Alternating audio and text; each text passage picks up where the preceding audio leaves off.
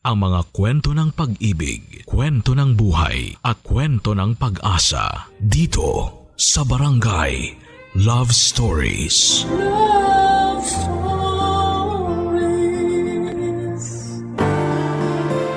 Tunay nga bang basihan ang kasiyahan ng pagiging number one? Kapag ikaw ang nanalo, ikaw ang napili, ikaw ang numero uno. Masasabi bang masaya ka na talaga?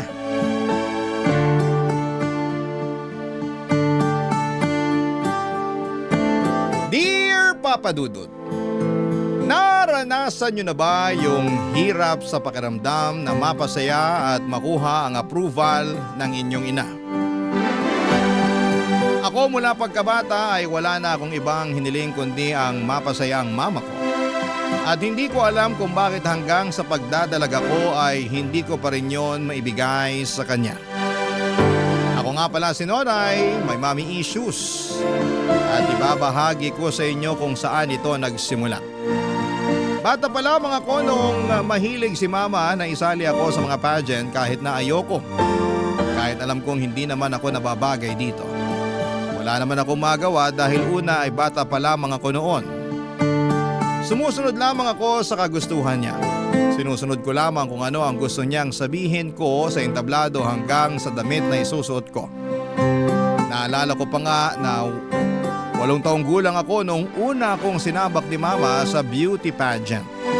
Talagang nagrenta pa ito ng dilaw na ball gown at nagtawag pa ng baklang magtuturo sa akin kung paano sumayaw sa kantang Sex Bomb. Napagastos pa nga ng todo si mama sa nagturo ng sayaw sa akin dahil natagalan bago ko ma-pick up ang sayaw Papa Dudut. Pareho kasing kaliwang pa ako pero pinilit pa rin ni mama na sumayaw ako.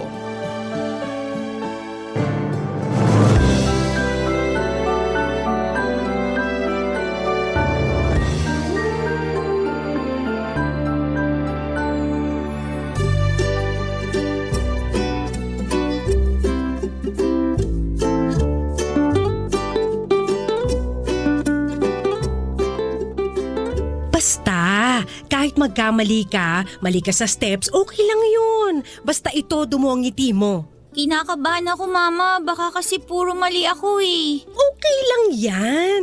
Nadadaan yan sa ngiti at saka lakas ng loob. Basta lagi mong tignan yung mga judge pag nagsasalita o sumasayaw ka. Judge po? Sila yung 3 mama na nakaupo sa harap ng entablado. Ituturo ko sila sa'yo sa mismong pageant para alam mo kung kanino ka magpapakitang gilas. Ano po bang gagawin nila? Nakaupo sila doon at manonood. Sila ang magdedesisyon kung sino ang panalo. Kaya anak, parang awa mo na. Gumastos na ako sa'yo ng todo kaya galingan mo ha. Paano po kung meron mas magaling sa akin? Di higitan mo. Mama, kasali si Kimberly sa pageant eh. Ang ganda-ganda kaya nun. Tsaka mayaman sila eh. Matatalo ako nun. Sus! Makeup lang naman ang magpapaganda dun. Maputi lang yun. Huwag ka magpakabog sa Kimberly na yon.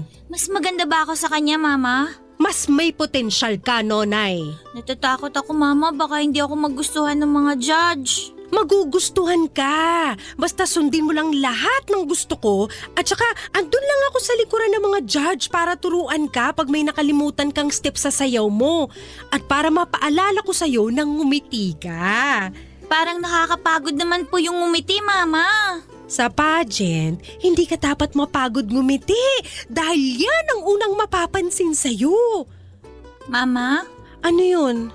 Okay lang ba kung hindi ako manalo? Hindi. Hindi okay.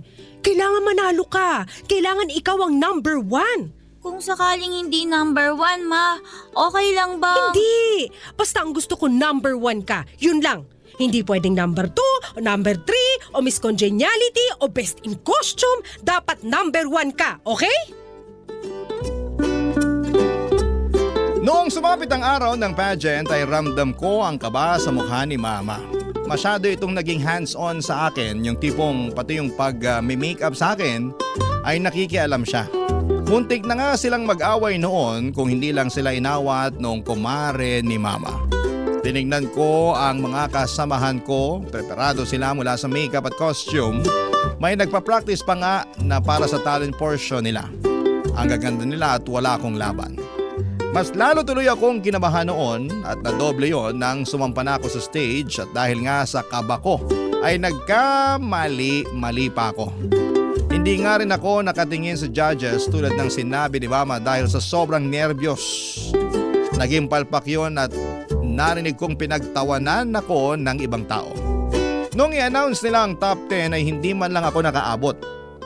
Sayang naman yung pinaghandaan kong confidence para sa Q&A, hindi naman pala ako makakasali doon. Galit na galit si Mama na hinila ako palabas ng tent kung saan nandoon ang mga kasamahan ko sa pageant.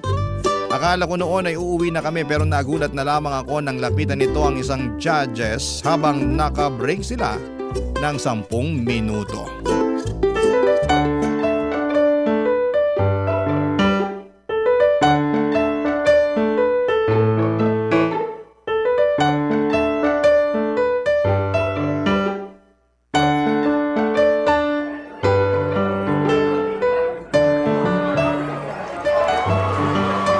Hoy, Ako po ba ang tinatawag nyo?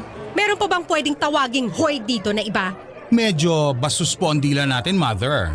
Okay ka lang? Hindi. Paano ako magiging okay pinatalo mong anak ko? Ano po? Maang-maangan ka pa. Nasilip ko dyan sa score sheet mo na yung anak ko ang pinakamababa sa lahat.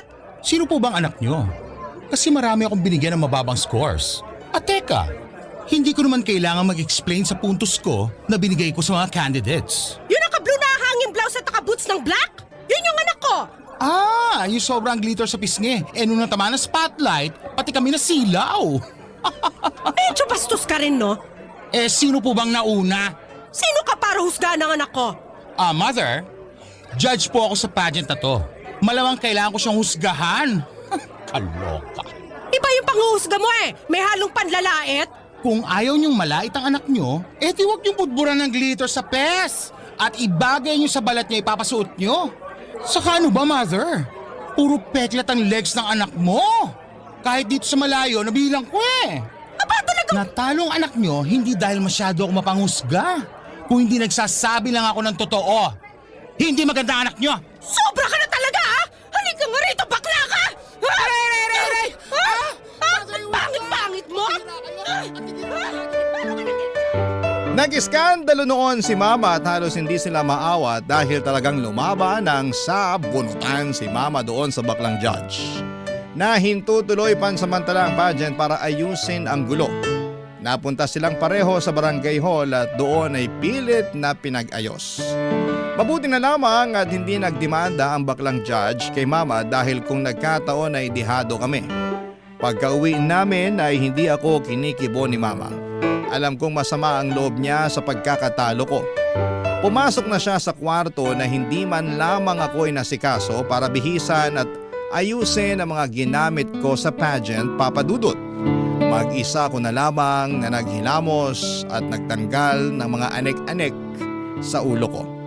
Bago ako pumunta ng kwarto ay humarap muna ako sa salamin. Pinagmasdan ko ang sarili kong mabuti at tumango ako. Tama naman yung baklang judge. Hindi naman talaga ako maganda. Kaya ewan ko kay Mama kung bakit niya ako pinagpipilitan na sumali sa beauty pageant na yon. At sa iba pang mga sumunod na pageant, Papa Dudut. Barangay Love Stories. Barangay Love Stories. Hindi nawala ng pag-asa si Mama na mananalo ako balang araw sa mga pageant na sinasalihan ko. Pero lahat yon ay palpak. Lahat po yun ay talo. Ang pinakamataas lamang siguro na napanalunan ko ay ang best in costume at syempre ayaw makontento roon ni Mama dahil ang gusto niya ay number 1 ako. Ako dapat yung panalo. Hanggang sa pagdadalaga ko ay ganun pa rin ang nangyayari. Kung may mababalitaan itong pageant sa kung saan ay ipaparegister niya ako, agad-agad kahit na hindi ko pa alam, Papa Dudut.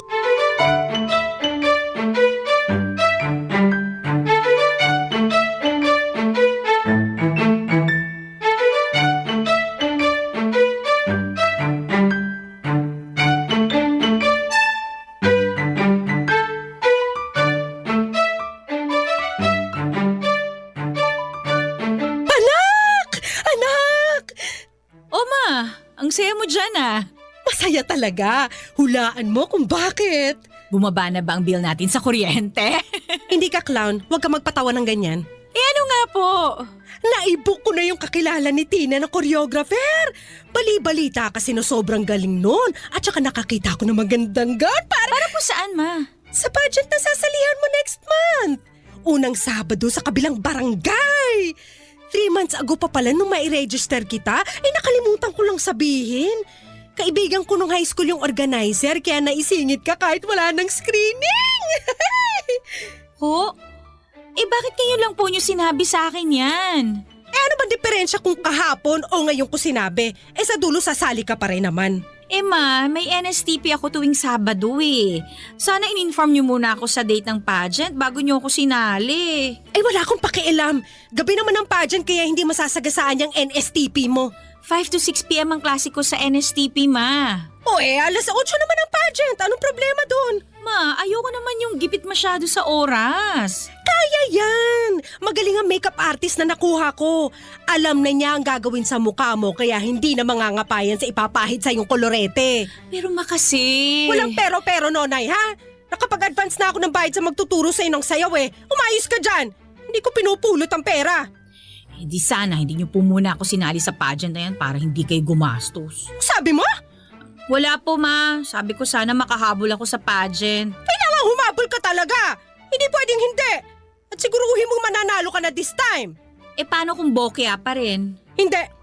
Malakas ang pakiramdam ko na ito na yung unang panalo mo at magtutuloy-tuloy na to. Yan din naman yung sinabi niyo sa nakaraang sinalihan ko eh. Iba ngayon. Matindi ang vibrations ko. Iba teka, saan ka pupunta? Sa kwarto po.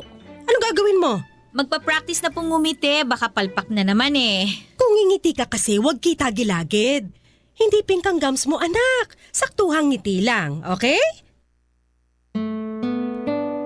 At tulad nga po ng inaasahan ay natalo pa rin po ako sa pageant na yon. Mali na naman ang vibrations ni Mama na paulit-ulit niyang sinasabi. Hindi na naman ako number 1. Kahit bongga na ang naging pagsayaw ko with matching backup dancers pa, ay wala pa rin akong binatbat sa ibang mga kandidata na tanging ganda lamang ang nilatag. Doon po ako nagkulang. Aminado naman ako na hindi ako maganda lalo na noong nagdalaga ko.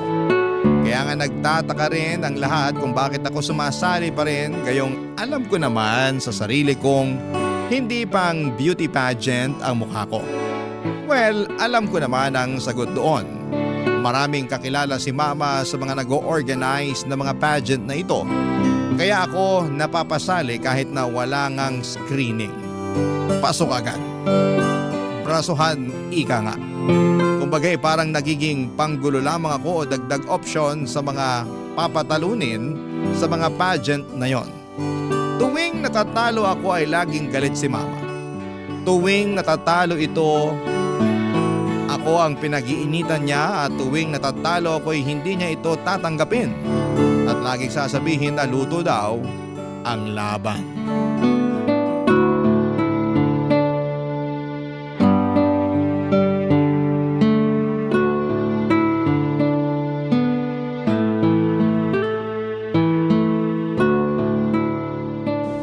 Luto ang laban!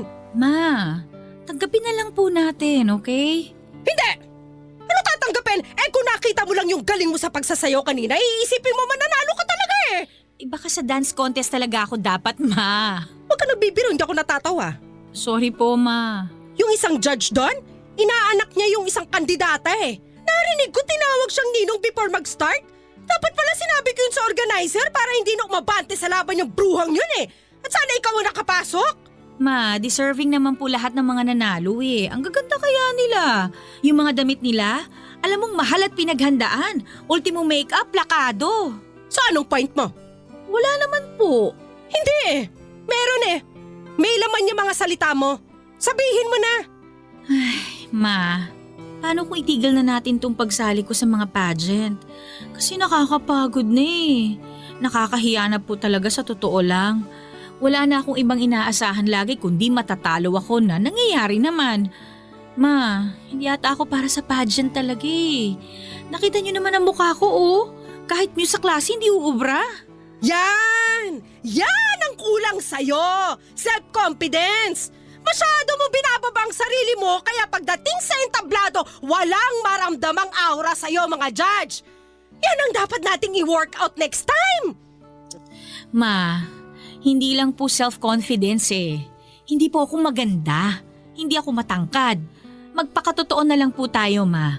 Alam niyo naman yan. Kahit mga makeup artist ko, alam yan eh. Hirap nga silang lapatan ng tamang makeup ang mukha ko kasi parang walang bagay eh. Ma, alam ko at okay lang yun. Hindi ako maganda, tanggap ko yun. Wala akong anak na pangit.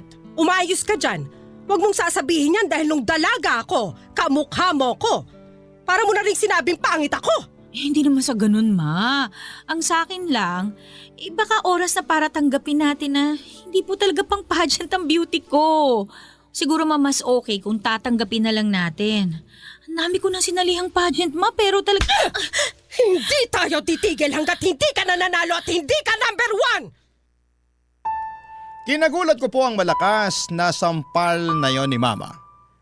Maayos po ang pag-uusap namin, kalmado at parang nagbibiruan pa nga tapos bigla na lamang ako nitong sinampal. Hindi ako nakapagsalita noon. Alam kong masama lang ang loob nito sa naging resulta ng pageant. Malaki din kasi ang nagastos niya roon pero hindi naman niya kailangang gumastos pa kung papayag siya na ihinto na namin ang ilusyon niya na magiging number 1 ako sa mga beauty pageant. Malabo yon. Mapabilang nga lang sa top 10 sobrang labo na. Yung manalo pa kaya. Hindi pa rin nawala ng pag-asa si Mama na balang araw ay makakamit ko ang pagiging number 1. Hanggang sa isang araw, nakaisip ito ng plano kung paano ako mananalo. At totoo lang papadudot, natakot po ako para sa planong ito. Barangay Love Stories. Barangay Love Stories. Naisip ni Mama na iparetoke ako.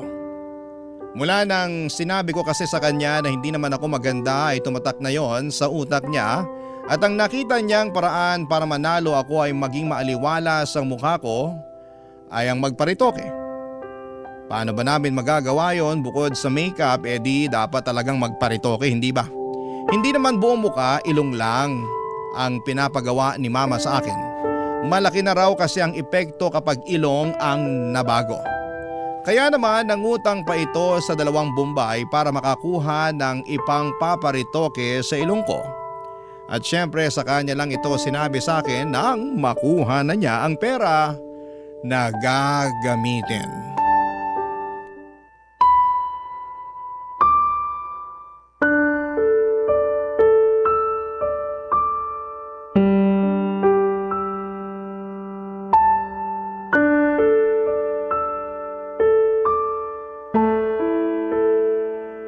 Ma, ayoko. Hindi pwedeng hindi. Takot ako magparetoke, Ma. May anesthesia naman. Pero Ma... Walang pero-pero, nakautang na ako. Anong gagawin ko sa pera na to kung hindi ka naman pala magpaparetoke?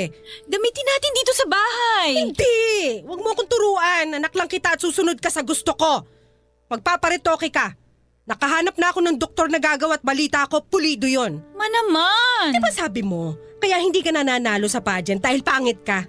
O ngayong may solusyon na, atras ka pa? Hindi lang naman po yung itsura ko, Ma eh. Ayoko na rin sumali sa mga pageant. Pagod na ako, Ma. Pagod?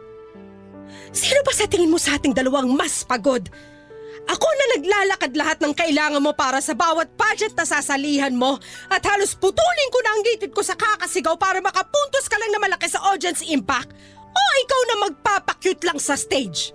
Eh kasi naman, Ma, kayo lang naman kasi gusto mag-pageant ako eh. Sali nyo na lang ako sa ibang contest. Makakatipid pa kayo ng sobra. Sa beauty pageant lang kita gustong makita at wala nang iba. Hihinto ka muna next sem para makapag-focus ka sa pagpapageant. Ano po? Nabingi ka na sa kaartehan mo? Ang sabi ko, hindi ka muna mag-e-enroll next sem. Magpo-focus ka sa pagpe-prepare sa pageant. Lahat aayusin natin. Kailangan mong aralin lahat tungkol sa mundo ng pageantry after nang mapaayos ang ilong mo. Hindi ka rin lalabas ng bahay ha para hindi na lalong masunog ang balat mo. Ma naman, last sem ko na sa susunod eh. Baka naman pwedeng tapusin ko na muna yung para makagraduate na ako. Ayoko mahuli. Gusto ko na magmarcha. Isang sem na lang naman eh. Yun na nga po, May. Huling sem na. Bakit hindi niyo na lang po ko hayaang tapusin yun? Dahil hindi ka na bumabata. At alam mong may age limit ang pagpapageant. Ang pag-aaral, mababalikan mo pa yan. Pero yung pagpapageant, may limitasyon yan. Isang sem na lang naman yan. Madali na lang yan balikan. Ang importante ngayon ay maging handa ka sa pageant at sisiguraduhin kung number 1 ka na after nito. Naintindihan mo? Pero ma... Naiintindihan mo? Yes, ma. Very good! Para na lamang akong robot na sumunod sa gusto ni Mama. Sa unang pagkakataon ay naramdaman kong bumigay ang lahat sa sarili ko at hinayaan na lamang si Mama na patakbuhin ako. Yes, Mama. Oo, Ma. Sige, Ma. Yan na lamang ang mga paulit-ulit kong sinasabi sa kanya kapag may nais siyang ipagawa sa akin. After niyang maparitoke ang aking ilong ay namahinga ako ng almost a month ay na rin sa sinabi ng doktor at habang nagpapahinga ako ay si Mama naman ang nag-aayos ng lahat ng kakailanganin ko para sa pag-iensayo ko. Nag-research ito ng mga videos ng mga beauty pageant na dapat ko raw gayahin. Pati mga damit ng mga kandidata ay nagprint din ito para mapatahin na lang daw sa kanyang kakilala para sa pagsaba ko. Hinanap nito ang mga tamang kulay para sa akin dahil noong mga nakaraan ay aminado naman siya na hindi bagay lahat ng kulay na pinili niyang ipasuot sa akin. Naghanap na rin siya ng mga makeup artist na alam niyang mamamagic ang mukha ko. Sabi naman niya ay maliit na bagay lang ang gagawin ng mga nagmi-makeup sa akin dahil ilong ko na ang lalaban. Noong gumaling na ang ilong ko ay sinabak ako ni nanay sa pagtitrain para sa paglalakad. Hirap ako dahil may dahil sa hirap talaga ako maglakad gamit ang may takong. Pero gumawa kami ng paraan para hindi yon mahalata kapag naglalakad ako. Nag-hire ng panibagong koryo si Mama para turuan ako ng sandamukal na sayaw para may imbak daw kami. Sobrang pagod na ako, Papa Dudut, pero hindi ako makahindi dahil ito ang kagustuhan ni Mama. Ginagawa ko na lang yon dahil wala namang pag-asang pumayag siya na itigil na namin yon. Pinagbigyan ko siya at ginalingan ko sa unang pageant na sinalihan ko after kong mag-training at Papa Dudut, nanalo po ako. Sa unang pagkakataon ay number 1 ako.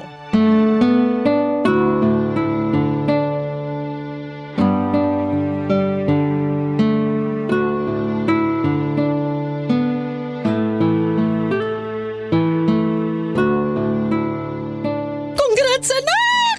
Nilampasan mo lahat ng kalaban!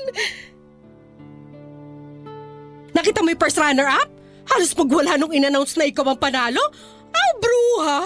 In-expect pa talaga niya na siyang mananalo base dun sa suot niyang gown na pinagbuka siya naglalakad na pinya? Mauna na po ako sa kwarto. Maaga pa. Dito ka muna. Pag-usapan pa natin yung susunod mong gagawin sa next pageant mo. Naku anak, ito na yon. Tuloy-tuloy na ang pagiging number 1 mo. Number 1 ko o number 1 nyo? Anong sinasabi mo dyan? Hindi naman talaga para sa akin ang number 1 na yan, di ba? Para sa inyo yan eh. Mula pa lang sa simula, para sa inyo na talaga yan. Alam mo anak, pagod ka lang kaya… Yes, ma. Pagod na ako. Matagal na. Dati pa. Ano bang pinagpuputok ng butsi mo dyan? Nanalo ka na, di ba? Number 1 ka na, di ba? Bakit parang ang sama-sama pa ng loob mo? Masama ang loob ko kasi wala kang pakialam sa nararamdaman ko. Laging kayo na lang yung nasusunod. Wala na akong boses para sabihin sa inyo na ayoko kasi pinipigilan niyo ako. Puro na lang kayo ang nasusunod. Paano naman ako, ma? Paano naman yung gusto ko? Di ba sabi mo gusto mo rin to? Gusto mong maging number 1? Kasi yun yung nyo eh. Yun yung magpapasaya sa inyo. At gusto nyo maging masaya kayo kasi kapag masaya kayo, doon ko lang nararamdaman na mahal ninyo ako. Na anak mo ako. Pwede ba? Bukas na lang natin to pag-usapan? Masyado ka lang emosyonal dahil first time mong manalo. Pumunta ka na sa... Hindi, Ma. Pag-usapan natin to ngayon para matapos na. Tagal ko na nahimik eh. Ang tagal kong pinagbigyan kayo. Balato nyo na sa akin to. Ano ba talagang gusto mo mangyari, ha? Maging masaya kayo para sa akin kahit hindi ako yung number 1. Mahalin niyo ako kahit hindi ako yung number 1. Hindi ka pwede maging masaya kung hindi ka number 1. Bakit hindi? Kasi alam ko ang pakiramdam na hindi number 1. Alam ko yung pakiramdam na pangalawa na lang lagi sa lahat. Nung bata ako, lagi ako naikukumpara sa kakambal ko, sa tiyahin mo. Lagi akong pangalawa sa kanya mula sa talino hanggang sa ganda. Pareho kaming sinasali sa mga pageant ng lola mo. At kahit halos magkamukha kami, siya pa rin yung nananalo. Ma, hindi ko po... Pag-uwi ng bahay, sisirain ng lola mo yung gown na suot ko dahil sa sobrang galit. Habang suot-suot ko yon. Hindi mo alam kung gaano kasakit yon sa balat habang hinihila sa'yo at hindi mo alam kung gaano kasakit na paulit-ulit na marinig sa mismong nanay mo na talunan ka. Pangalawa ka na lang lagi. Ma... At sa tatay mo, hindi pa pangalawa lang tayo? Pangalawang pamilya tayo dahil kabit ako? Kaya nung namatay siya, asan tayo? Handun tayo sa dulo at hindi tayo makalapit sa kabaong niya dahil ano? Dahil pangalawa lang tayo. Ngayon mo sabihin sa akin, Nonay, masaya ba na maging pangalawa? Hindi ko alam na ganyan po palang... Hindi mo alam dahil ayokong ipaalam. Dahil gusto ko hindi ka magaya sa akin na laging pangalawa na lang. Ayokong iparana sa'yo yung pakiramdam na talunan ka. Hayaan mong maputol na sa akin ang sumpa ng pagiging pangalawa. Ilaban mo ang sayo. Maging number 1 ka kung gusto mong maging masaya. Sorry, Ma.